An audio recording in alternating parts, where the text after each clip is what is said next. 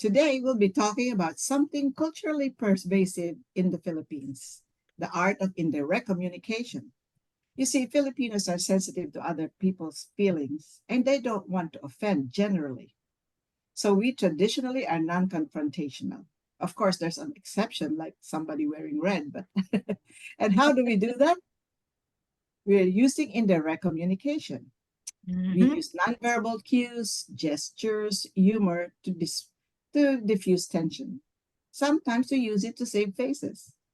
It's because sometimes we're just too shy to even be direct. So if you are dealing with Filipinos, you have to learn to read between the lines, observe gesture to get the full message. Now, this practice can be positive or negative, and today we will be diving deeply into that practice in our podcast. So, if you're not familiar with this indirect communication, hang around and eavesdrop. But don't forget to like, subscribe, and share.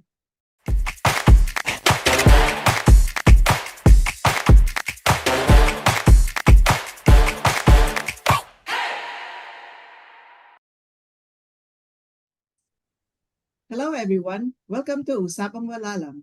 Loosely, it means talking about anything or everything from the perspective of boomers like us. And who's us? We're Tres Locas. I'm Lisa, and I am here in the flooded state of Texas. I'm Lou, and I'm coming from the still sunshine state of Florida, unlike Texas. And I'm Tita, and coming from more than just the Sunshine State. Here, it's hot, hot, hot Over. Philippines. All right, let me jump in. Being indirect as a Filipino culture, here in the Philippines, the highest accolade, the highest form of compliment, no, that you would get from anyone is being labeled as mabait. So mabait means non-confrontational, kind, generous in words and in actions.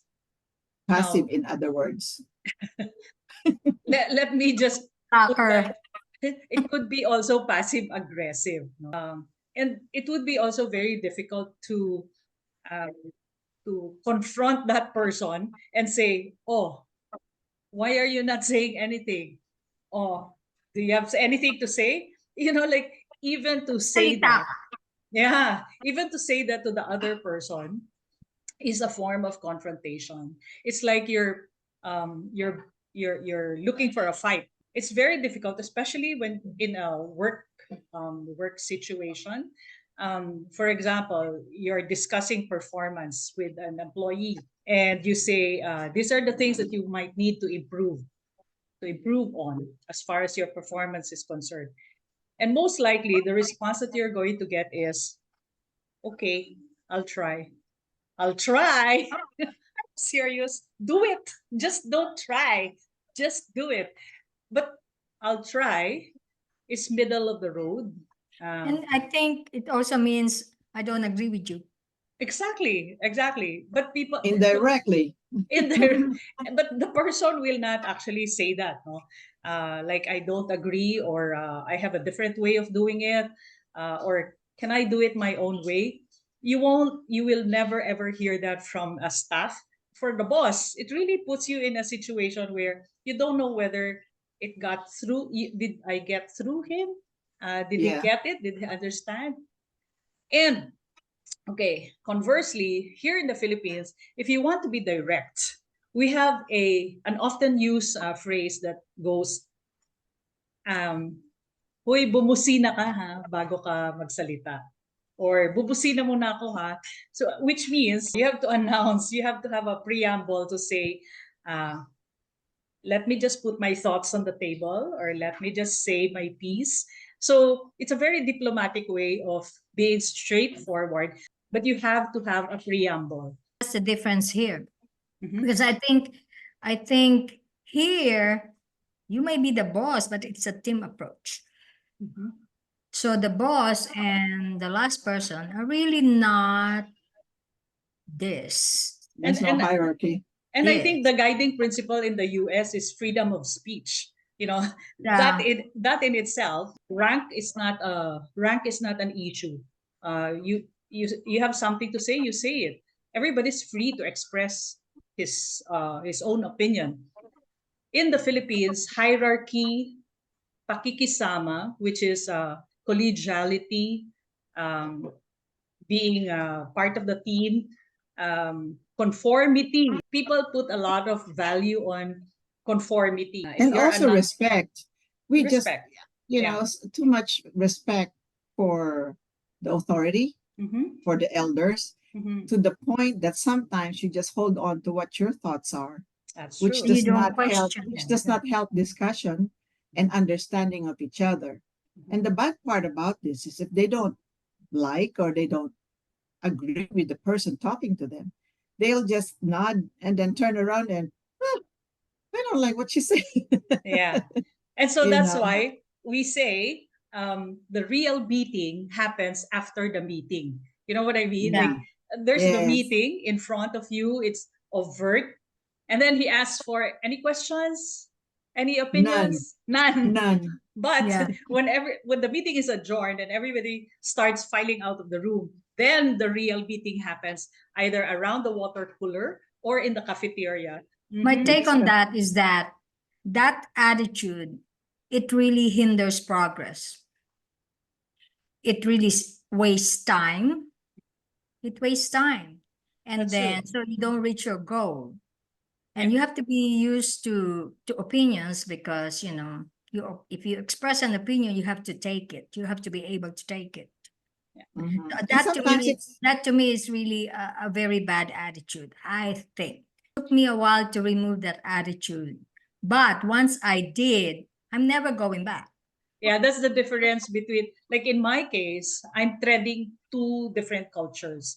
My work has brought me face to face with a westernized work environment, and I needed to unlearn some of the Filipino in me in order for me to be able to thrive, survive, and even make headway. If you don't speak your mind, then you'll be left behind. No? That if you don't say your piece at the time that things are being discussed in the open, then that's it. You lose your chances for being heard. when I came here too, it was a shock. It was a shock because, well, I didn't know how to react, didn't know how to approach. And it's like Lou said, you have to learn slowly and, painfully. But you get to a point where you now are able to express yourself.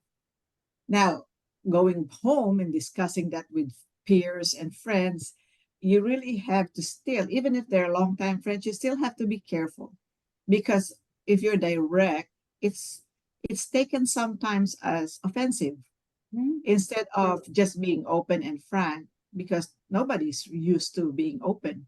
I cannot do that. Sorry. I cannot But you do kind of have to, balance it. You have to uh, be open gently Yeah. so Or that you they t- will yeah, realize. or you just have to take the risk, no? For example, I was about to say, in order for you to survive in any type of cultural environment, you need to adapt. So whether it's a westernized environment or a Filipino Asian environment, you just have to adapt. Otherwise, if you don't adapt, then people are gonna be hands off uh, with you. But then again, if you really don't care, I mean, whatever you'd say, whatever, I don't care, I'm just being me, then so be it, no? And that. yeah, and so you just have to take the risk also, no? It's actually better if you practice direct in terms of relationship, so then you understand each other. Mhm. Then Yeah. you're coping or you're adjusting to the real person instead of the indirect person. So do Yeah. you understand what they're thinking and they can understand what you're thinking? But it's a hard place to navigate, you know? But in relationship, especially with men, men, they kind of want you to say it like it is because they cannot read your mind. Mhm. So, and that actually I adjusted too, Now I went overboard. Now he said, stop it, stop it. Yeah, yeah.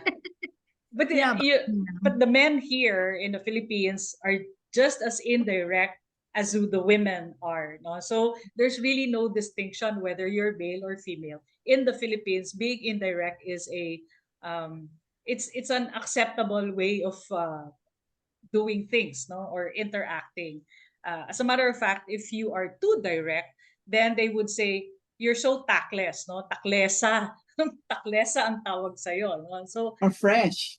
or fresh or suplada or stuff like those. In other words, you get all the negative adjectives thrown at you, no? I must say, the Filipinos are very adaptive too. If you come in very direct, at first they'll step back, but then they'll learn how They to will, deal with you yeah. because they're very, what do you call that? They adjust, Adaptable. adaptable. Yeah. Yeah. True. So Galing. as long as they know the type of personality you have, Mhm. at first they'll probably avoid you. And then as they learn about you, then they also are encouraged to be open with their communication. That's But a at good, least a with, good thing. with direct, you're not gonna doubt where they're coming from. You know what I Correct. mean? Yeah. No That guessing. that's why they- this is, and this is what I am, whether I'm here or there or Yeah. in I front think of Yeah, what I like about being direct is that there are no surprises, and Yeah. there's you're not in a guessing game. Exactly. You don't make assumptions and you Yeah. don't make mistakes. Usually, when we make assumptions, we make mistakes because your akala assumption is ko. always wrong. Yeah. Exactly. How about this? Mhm. Those phrases that you pause. Kain tayo, Yeah. busog pa ako. Yeah. Then, Right. anong oras na? Maaga pa. Oh wait, going back to the kain tayo, busog pa ako. There's an invitation to come on, join us. Come on, let's eat. Yeah, come on, I'm let's still eat. full. Instead of no, thank you, I'm full. Like, Yeah, okay. because no thank you is direct. It's like, what? You don't, no to our Don't like our invite? food? Yeah, you don't like the food. So, but when you Automatically say, have to eat. yeah, but when you say, oh, I'm still full, it's like, okay, no more space. Ito pa, saan tayo kakain? Kahit Where we saan. Oh, that's a very difficult one. So instead of saying, let's go there, let's go to Manam. Uh-huh. That's the most difficult part. If you are like 2 or 3 people in a group, okay, let's eat. Yes, everybody is yes. Where are we gonna eat? I don't know. Anywhere. What do you want to eat? Anything. Okay, so where are we going? Anywhere. Yeah. And then So when you're sitting. yeah, and then when you Oh get my to the God. when you finally get to a restaurant, some people will look for something that is not on the menu. Worst thing is anywhere, anywhere, and then somebody suggests, "Oh, let's go eat here." Oh no, not there. After all this. Yeah. So Yeah. much for being indirect. It's fun, but at the same time, it's also irritating. No, it could be very irritating in the end. So, um, It's irritating because you don't know where you stand. You don't know, Mhm. like you said earlier, you don't know if you're getting through. yeah, You don't know where you Yeah. stand. You don't know what the other person is thinking. yeah. Really. People also don't know maybe how to express themselves. So, for example, you really cannot make up your mind. I mean, at that moment when the question was asked of you, you really are still in between, making a decision, choosing, making a selection. But you're not. There seems to be an inability to express that. Or You can make a simply, decision. yeah, you can simply say, I'm still thinking, and these are the options that I'm thinking about. If I do this, etc., this, that. So I'm really in between, and I cannot make up my mind yet at the moment. To express it that way and to provide some kind of a explanation why you are in between making a decision will make the other person understand. So it's being direct, but you provide an explanation why you are in between decisions, You right? provide a clear explanation of why you could not make a decision. Do you think sometimes it comes also from another cultural practice? Which As a is, child, Mhm. you just have to keep quiet. You don't Mhm. talk to adults. You don't talk back. You just keep quiet. Children are to be Exactly. seen and not to be Sit in heard. one corner. Yeah, and that's the Yeah. boomer in us. That's our boomer generation, actually. Yep. The generation where we were not part of the adult conversation. You can be you're there. Your presence is really more of a shadow. You're a fly on the wall. You're not supposed to talk. You're not supposed to be part of the conversation. So yeah, because you're just a child, you know? exactly. So we carry that through adulthood.